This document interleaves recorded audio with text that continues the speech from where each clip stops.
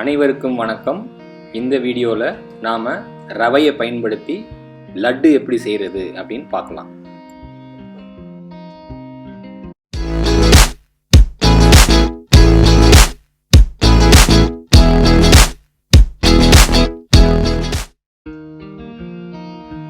ரவையில் உப்புமா பண்ணி சர்க்கரை தொட்டு சாப்பிட்ருப்போம். ரவையில் கேசரி பண்ணி சாப்பிட்ருப்போம். ஆனால் ரவையும் சர்க்கரையும் பயன்படுத்தி ரவா லட்டு எப்படி செய்கிறது அப்படிங்கிறத நம்ம குயிக்காக பார்க்கலாம். பூந்தி லட்டு, மோத்தி லட்டு அதுதான் நம்ம சாப்பிட்ருக்கோம். ஆனால் ரவா லட்டு எப்படி இருக்கும் அப்படின்னு நம்ம இப்போ செஞ்சு சாப்பிட போகிறோம். ரவா லட்டு இது ரொம்ப சிம்பிளான டிஷ்ஷு, நல்ல ஸ்வீட்டான டிஷ்ஷு. குழந்தைகள், பெரியவர்கள், முதியவர்கள் கூட ரொம்ப விரும்பி சாப்பிடுவாங்க. இந்த டிஷ்ஷை எப்படி பண்ணணும், எந்தெந்த ஸ்டேஜில் என்னென்ன செய்யணும், அதுக்கு தேவையான பொருட்கள் என்னென்ன எல்லாத்தையும் நோட் பண்ணிக்கோங்க. நம்ம இப்போ இதை எப்படி செய்கிறது அப்படிங்கிறத பார்க்கலாம். அடுத்து 10 நிமிஷத்தில் சூப்பராக இனிப்பான ரவா லட்டு ரெடி ஆகிடும். ரவா லட்டை ஈவினிங் ஸ்நாக்ஸாக கேசரிக்கு பதிலாக கூட குழந்தைங்களுக்கு செஞ்சு கொடுக்கலாம். அவங்க ரொம்ப விரும்பி சாப்பிடுவாங்க. இதுக்கு தேவையான பொருட்கள் என்னென்ன அப்படிங்கிறத இப்போ பார்த்துடலாம். ரவை 200 கிராம், சர்க்கரை 200 கிராம். ரவை எவ்வளோ எடுக்கிறோமோ அதே அளவு சர்க்கரையும் எடுத்துக்கணும். துருவிய தேங்காய் 150 கிராம், உலர்ந்த திராட்சை ஒரு 10-15, முந்திரி பருப்பு ஒரு 10-15, நெய் கொஞ்சம், பொடி பண்ண ஏலக்காய் பொடி, காய்ச்சிய பால் சிறிதளவு. நல்லா ஞாபகம் வச்சுக்கோங்க, ரவை எவ்வளோ எடுக்கிறோமோ அதே அளவு சர்க்கரையும் எடுத்துக்கணும்.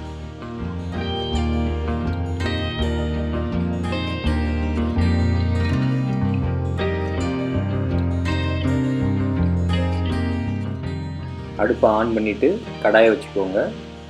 கடாய் நல்லா பேஸை கனமாக இருக்கிற மாதிரி பார்த்துக்கோங்க. கொஞ்சம் நெய் விட்டு, நெய் சூடானதும் துருவிய தேங்காய் எல்லாத்தையும் போட்டு நம்ம முதல்ல வதக்கணும். தேங்காயில் இருக்கிற தண்ணி சத்தெல்லாம் கொஞ்சம் கொஞ்சமாக இறங்கிடும். நல்லா வதங்கினதுக்கப்புறம் ரொம்பையும் கிறிஸ்பி ஆகக்கூடாது, ரொம்பையும் ஈரமாகவும் இருக்கக்கூடாது. ஸோ அந்த ஸ்டேஜில் தேங்காயை தனியாக எடுத்து வச்சிடணும்.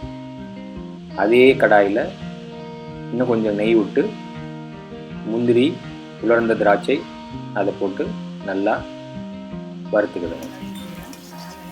நல்லா வறுத்த பிறகு இப்போது நம்ம அது கூட ரவையை ஆட் பண்ணுறோம். ரவையை ஆட் பண்ணி அந்த நெய் ரவையில் நல்லா பிடிக்கிற அளவுக்கு அடி பிடிக்காமல் கிண்டிக்கிட்டே இருக்கணும். ஃப்ளேம் ஹை ஃப்ளேமில் கொஞ்சம் நேரம் வச்சுக்கோங்க. அப்புறம் கொஞ்சம் லோ ஃப்ளேமுக்கு மாற்றிடுங்க, இல்லைன்னா ரவை கருத்துடும்.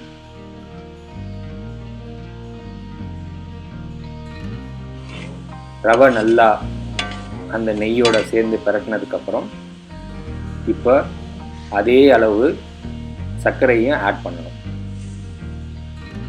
இப்போ சர்க்கரையை ஆட் பண்ண உடனேயே ரவையோடு சேர்ந்து கிண்ட ஆரம்பிச்சிங்கன்னா சர்க்கரை இலக ஆரம்பிச்சிடும். இப்போ ஃப்ளேம் சிம்மில் கண்டிப்பாக இருக்கணும், இல்லைன்னா அந்த சர்க்கரை கருப்பாக மாறிடும். நல்லா நோட் பண்ணிக்கோங்க. லோ ஃப்ளேமில் தான் இதை இப்போ நம்ம நல்லா மிக்ஸ் பண்ணுறோம், ஃப்ரை பண்ணிகிட்ருக்கோம்.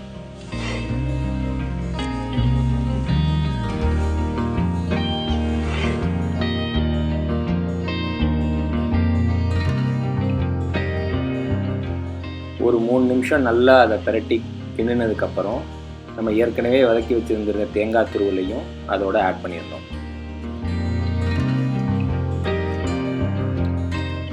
இப்போவும் லோ ஃப்ளேமில் தான் நம்ம இதை கிண்டிக்கிட்டு இருக்கோம்.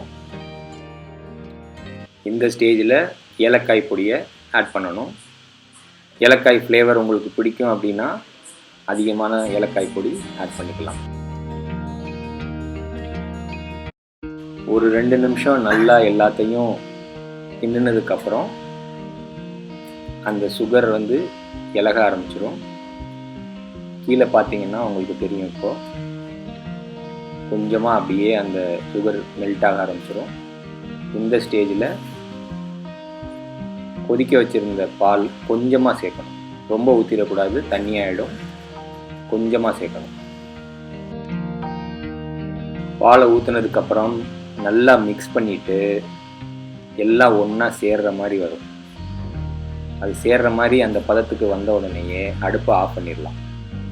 அடுப்பை ஆஃப் பண்ணிவிட்டு இது மாதிரி நல்லா தட்டி கெட்டியாக வைக்கிற மாதிரி ஒரு ஸ்டேஜுக்கு கொண்டு வந்துடணும். இப்போ நம்ம ஃபஸ்ட்டு பார்ட்டு முடிச்சிட்டோம். இப்போ செகண்ட் பார்ட்டுக்கு போக போகிறோம். இங்கே தான் நம்ம லட்டு உருவாக்க போகிறோம். ஸோ அந்த கலவை வந்து ரொம்ப சூடாக இருக்கும். அதனால் தண்ணி கொஞ்சம் கையில் தொட்டுக்கோங்க. தொட்டுட்டு உங்கள் கையளவு அந்த கலவையை எடுத்து நல்லா அப்படியே உருட்டிகிட்டே வாங்க. ஸ்லோவாக பண்ணுங்கள். நம்ம சூடாக இருக்கும் பொழுதே லட்டு பிடிக்க ஆரம்பித்தாதான் அது வந்து ஆறுனதுக்கப்புறம் நல்லா உடையாமல் இருக்கும்.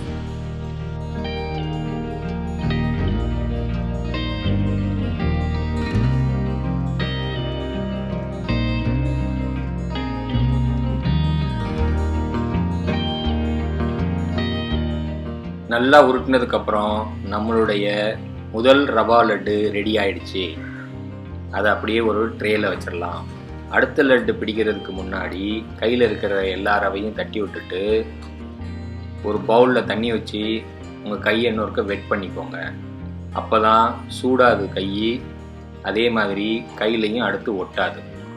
ஸோ இப்போ ரெண்டாவது லட்டு பிடிக்க ஆரம்பிக்கிறோம். உங்களுக்காண்டி இன்னொருக்க ரிப்பீட் பண்ணுறேன்.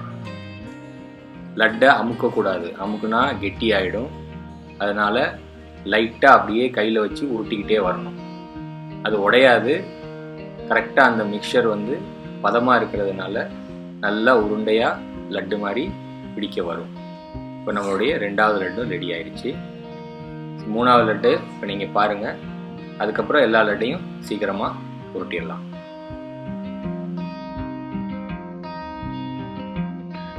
இன்னொரு முக்கியமான விஷயம், நம்ம நடுவில் இருந்து அந்த மிக்சரை எடுத்தோம்னா ரொம்ப சுடும். அப்படி சுட்டுச்சுன்னா நீங்கள் இன்னொருக்க தண்ணியில் கையை வெட் பண்ணிக்கோங்க. அப்புறம் கண்டினியூ பண்ணலாம். முடிஞ்ச வரைக்கும் ஓரமாக இருக்கிற அந்த கலவையை எடுத்து லட்டு பிடிச்சிங்கன்னா சூடு உங்களுக்கு ரொம்ப இருக்காது.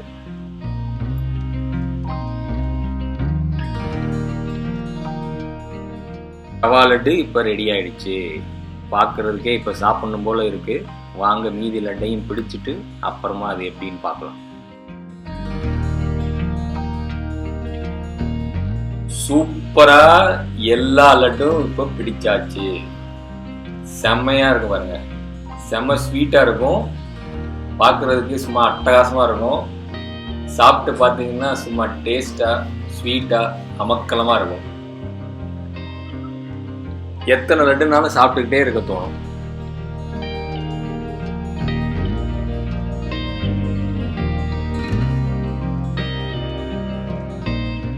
நம்ம சுட சுட லட்டு பிடிச்சி வச்சுருக்கோம்.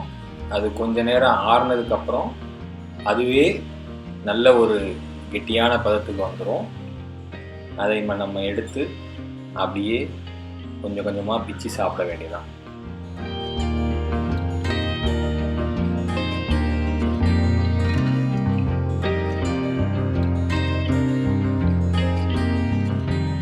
ரவையில் சில ஹெல்த் பெனிஃபிட்ஸும் இருக்குது.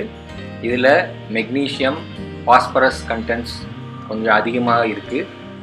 இதில் தயமின் அப்படிங்கிற பி காம்ப்ளெக்ஸ் வைட்டமினும் இருக்குது. அது வந்து நம்ம ஃபுட்டை வந்து எனர்ஜியாக கன்வெர்ட் பண்ணுறதுக்கும் யூஸ் பண்ணுது. இது ஒரு ஃபைபர் ரிச் ஃபுட். இது சுகர் கண்டென்ட் கொஞ்சம் ஜாஸ்தியாக இருக்கும். ஏன்னா ரவையோட அதே அளவு சுகர் ஆட் பண்ணியிருக்கோம். அதனால் நீங்கள் வயசானவங்க, சுகர் பேஷண்ட்ஸ் அவங்களுக்கெல்லாம் கொடுத்தீங்கன்னா நிறையா லட்டு கொடுக்காதீங்க. ஒரு லட்டு 2 லட்டோட நிப்பாட்டிக்கோங்க. ஹெல்த் கான்சியஸாக இருங்க. நீங்களும் உங்கள் வீட்டில் இந்த ரவா லட்டை கண்டிப்பாக செஞ்சு பாருங்கள். செஞ்சு பார்த்துட்டு கீழே நீங்கள் கமெண்ட் பண்ணுங்கள்.